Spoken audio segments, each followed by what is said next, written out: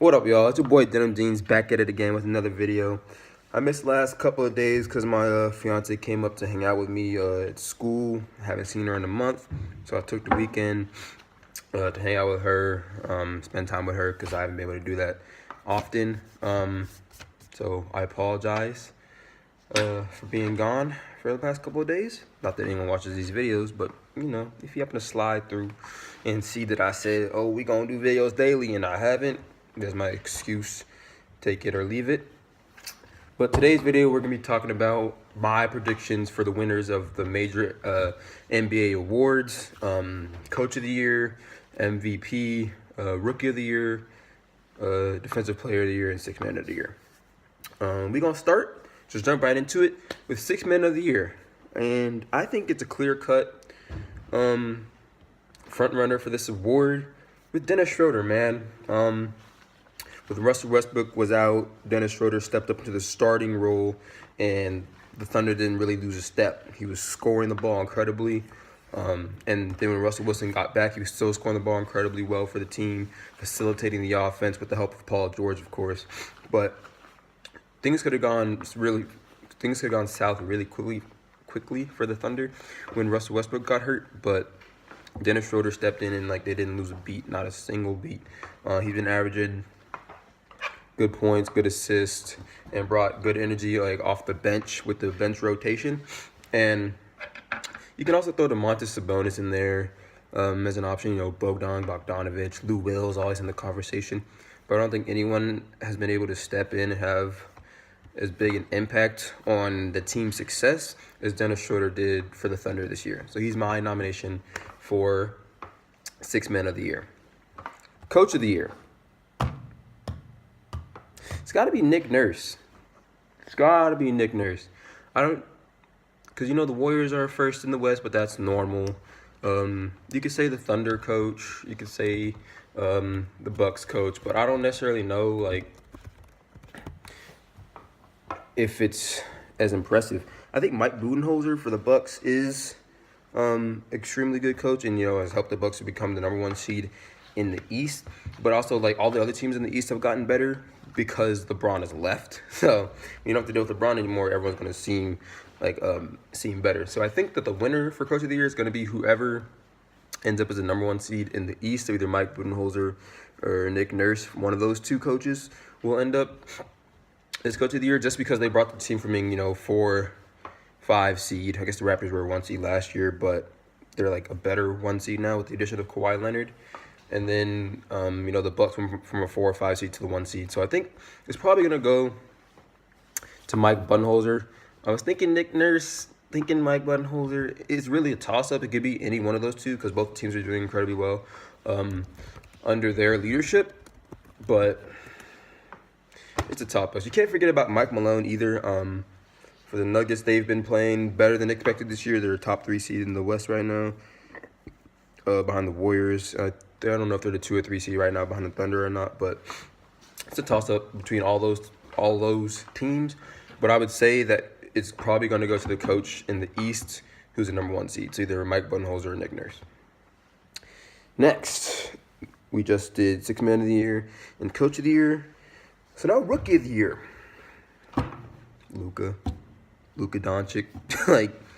It's not really a question that he's going to win. He's been a revelation for the Mavericks. And when Porzingis gets back healthy and the team is able to fully reach their potential, and in a couple of years, once Luka gets a little bit better, and Porzingis gets healthy and then continues to get better, they're going to be a force to be reckoned with. But Luka Doncic has kept the Mavericks relevant this year, and that's hard to do when your team isn't as very good, which they're not.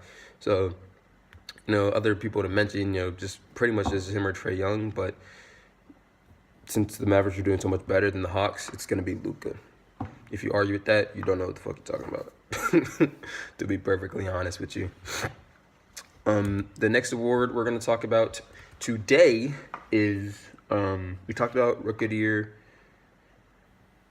Coach of the Year, and Sixth Man of the Year. Next up, Defensive Player of the Year. I think it's a 3-man race between Rudy Gobert, Paul George, and Kawhi Leonard. 2 former Defensive Players of the Year, Kawhi Leonard and Rudy Gobert. Rudy Gobert winning it last year. But I think this year is going to go to Kawhi Leonard.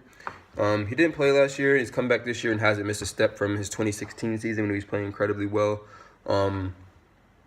He'll lock down any player on the court from positions 1 through 4. He can even guard the center just a little bit. But, 1 through 4 he can guard pretty easily. He'll rip the ball, averaging 2 steals per game. Paul George is averaging 2.3 steals per game, most steals per game in the league. And he's a lockdown perimeter defender. But I think that Kawhi Leonard is more versatile just because he's bigger and stronger, can guard the 4 better than Paul George can guard the 4.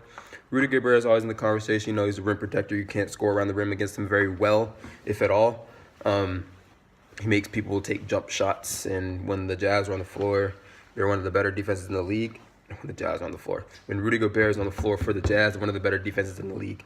So they're always in the conversation, but I think this year the edge goes to Kawhi Leonard just because of his versatility on who he can guard and his team's success when he's helping to defend on the floor. Finally, the big daddy of them all, MVP. I don't know. It's either Kawhi Leonard, pause, still thinking about Defensive Player of the Year. It's either James Harden or Giannis Antetokounmpo. James Harden having a historic season, 30-plus straight games at 30 points per game.